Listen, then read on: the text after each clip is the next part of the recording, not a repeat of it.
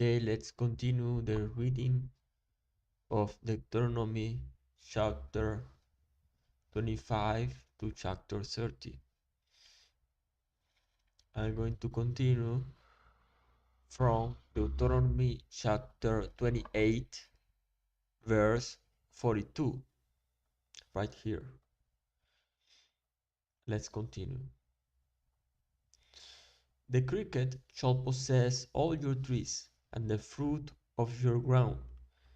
The sojourner who is among you shall rise higher and higher above you, and you shall come down lower and lower. He shall lend to you, and you shall not lend to him. He shall be the head, and you shall be the tail. All these curses shall come upon you and pursue you and overtake you till you are destroyed, because you did not obey the voice of the Lord your God, to keep his commandments and his statutes that he commanded you. They shall be a sign and a wonder against you and your offspring forever, because you did not serve the Lord your God with joyfulness and gladness of heart, because of the abundance of all things. Therefore you shall serve your enemies, whom the Lord will send against you, in hunger and thirst, in nakedness and lacking everything. And he will put a yoke of iron on your neck until he has destroyed you. The Lord will bring a nation against you from far away, from the end of the earth, swooping down like the eagle, a nation whose language you do not understand, a hard-faced nation who shall not respect the old or show mercy to the young. It shall eat the offspring of your cattle and the fruit of your ground until you are destroyed. It also shall not leave your grain, wine, or oil, the increase of your herds, or the young of your flock, until they have caused you to perish. They shall besiege you in all your towns, until your high and fortified walls, in which you trusted, come down throughout all your land, and they shall besiege you in all your towns, throughout all your land, which the Lord your God has given you. And you shall eat the fruit of your womb, the flesh of your sons and daughters, whom the Lord your God has given you, in the siege and in the distress with which your enemies shall distress you. The man who is the most tender and refined among you will begrudge food to his brother, to the wife he embraces, and to the last of the children whom he has left, so that he will not give to any of them any of the flesh of his children whom he is eating, because he has nothing else left.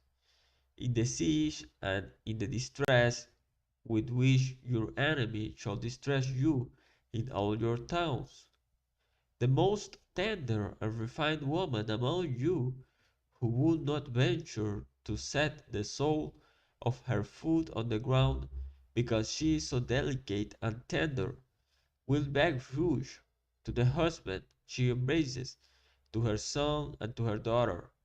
Her afterbirth that comes out from between her feet and her children, whom she bears, because lacking everything she will eat them secretly, in the siege and in the distress with which your enemy shall distress you in your towns. If you are not careful to do all the words of this law that are written in this book, that you may fear this glorious and awesome name, the Lord your God, then the Lord will bring on you and your offspring extraordinary afflictions, afflictions severe and lasting, and sickness grievous and lasting.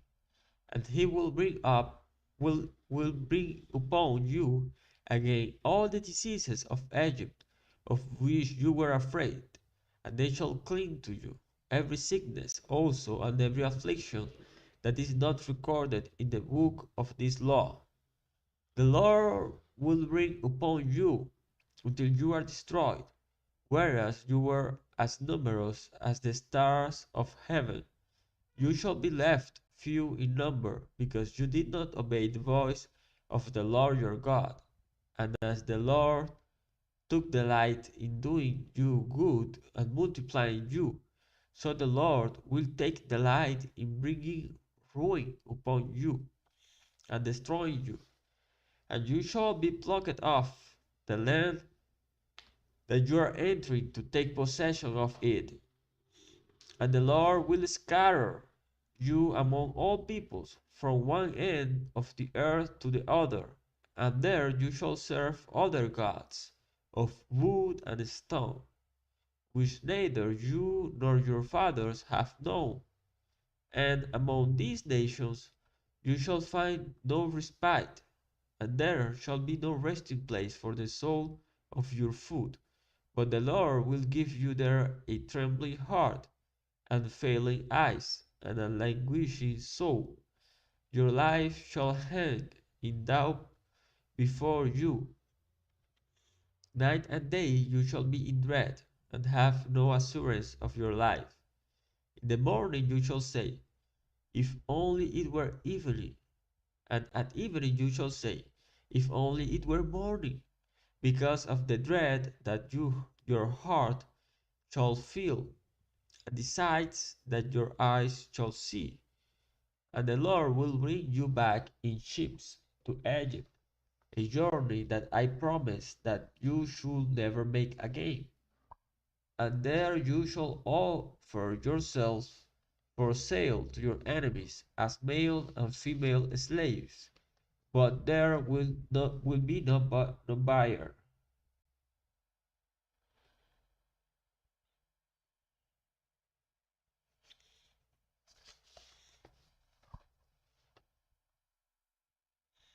Deuteronomy chapter 29. These are the words of the covenant that the Lord commanded Moses to make with the people of Israel in the land of Moab, besides the covenant that he had made with them at Horeb. And Moses summoned all Israel and said to them, you have seen all that the Lord did before your eyes in the land of Egypt, to Pharaoh and to all his servants, and to all his land, the great trials that your eyes saw, the signs and those great wonders. But to this day the Lord has not given you a heart to understand, or eyes to see, or ears to hear. I have led you 40 years in the wilderness. Your clothes have not worn out on you, and your sandals have not worn off your feet. You have not eaten bread, and you have not drunk wine or a strong drink, that you may know that I am the Lord your God. And when you came to this place, Sihon the king of Heshbon and Og the king of Bashan came out against us to battle, but we defeated them. We took their land and gave it for an inheritance to the Reubenites, the Gadites, and the half tribe of the Manassites. Therefore keep the words of this covenant and do them, that you may prosper in all that you do. You are standing today, all of you, before the Lord your God, the heads of your tribes, your elders and your officers, all the men of Israel, your little ones, your wives, and the sojourner who is in your camp, from the one who chops your wood to the one who draws your water, so that you may enter into the sworn covenant of the Lord your God, which the Lord your God is making with you today, that he may establish you today as his people, and that he may be your God.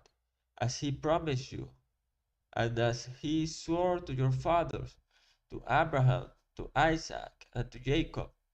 It is not with you alone that I am making this sworn covenant, but with whoever is standing here with us today before the Lord our God, and with whoever is not here with us today.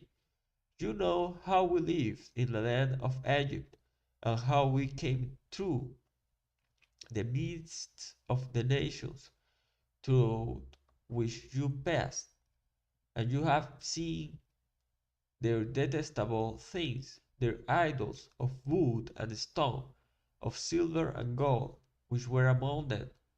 Beware lest there be among you a man or woman or clan or tribe, whose heart is turning away today from the Lord our God, to go and serve the gods of those nations. Beware lest there be among you a root bearing poisonous and bitter fruit, one who when he hears the words of this sworn covenant blesses himself in his heart, saying, I shall be safe, though I walk in the stubbornness of my heart. This will lead to the sweeping away of moist and dry alike. The Lord will not be willing to forgive him, but rather the anger of the Lord and his jealousy will smoke against that man, and the curses written in this book will settle upon him, and the Lord will blot out his name from under heaven, and the Lord will single him out from all the tribes of Israel for calamity, in accordance with all the curses of the covenant written in this book of the law. And the next generation, your children who rise up after you, and the foreigner who comes from a far land, will say, when they see the afflictions of that land and the sickness with which the Lord has made it sick, the whole land burnt out with brimstone and salt, nothing sown and nothing growing, where no plant can sprout, and overthrown like that of Sodom and Gomorrah, Admah and Zeboim, which the Lord overthrew in his anger and wrath. All the nations will say, why has the Lord done thus to this land? What caused the head of his great anger? Then people will say, it is because they abandoned the covenant of the Lord, the God of their fathers, which he made with them when he brought them out of the land of Egypt, and went and served other gods, and worshipped them, gods whom they had not known and whom he had not allotted to them. Therefore the anger of the Lord was kindled against this land, bringing upon it all the curses written in this book. And the Lord uprooted them from their land, and in anger and fury and great wrath, and cast them into another land, as they are this day. The secret things belong to the Lord our God, but the things that are revealed belong to us and to our children forever, that we may do all the words of this law. Chapter 30.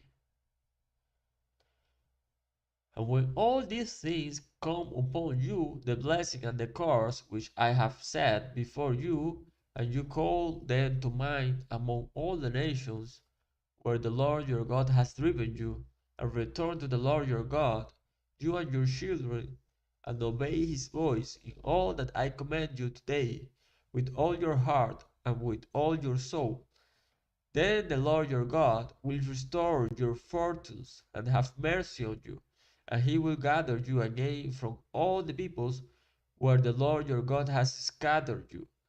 If your outcasts are in the uttermost parts of heaven, from there the Lord your God will gather you. and from there he will take you, and the Lord your God will bring you into the land that your fathers possessed, that you may possess it, and he will make you more prosperous and numerous than your fathers. And the Lord your God will circumcise your heart and the heart of your offspring, so that you will love the Lord your God with all your heart and with all your soul, that you may live. And the Lord your God will put all these curses on your foes and enemies who persecuted you, and you shall again obey the voice of the Lord and keep all his commandments that I command you today. The Lord your God will make you abundantly prosperous in all the work of your hand, in the fruit of your womb, and in the fruit of your cattle, and in the fruit of your ground.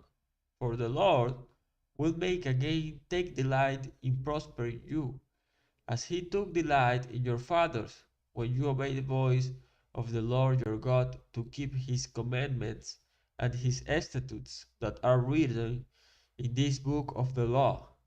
When you turn to the Lord your God with all your heart and with all your soul. For this commandment that I command you today is not too hard for you, neither it is far off. It is not in heaven, that you shall say, who will ascend to heaven for us to bring it to us, that we may hear it and do it? Neither it is beyond the sea, that you should say, who will go over the sea for us and bring it to us, that we may hear it and do it? But the word is very near you. It is in your mouth and in your heart, so that you can do it. See, I have set before you today life and good, death and evil. If you obey the commandments of the Lord your God that I command you today, by loving the Lord your God, by walking in his ways, and by keeping his commandments and his statutes and his rules, then you shall live and multiply, and the Lord your God will bless you in the land that you are entering to take possession of it. But if your heart turns away and you will not hear, but are drawn away to worship other gods and serve them, I declare to you today that you shall surely perish. You shall not live long in the land that you are going over to the Jordan to enter and possess. I call heaven and earth to witness against you today that I have set before you life and death, blessing and curse. Therefore choose life, that you and your offspring may live, loving the Lord your God, obeying his voice and holding fast to him, for he is your life and length of days, that you may dwell in the land that the Lord swore to your fathers, to Abraham, to Isaac, and to Jacob, to give them.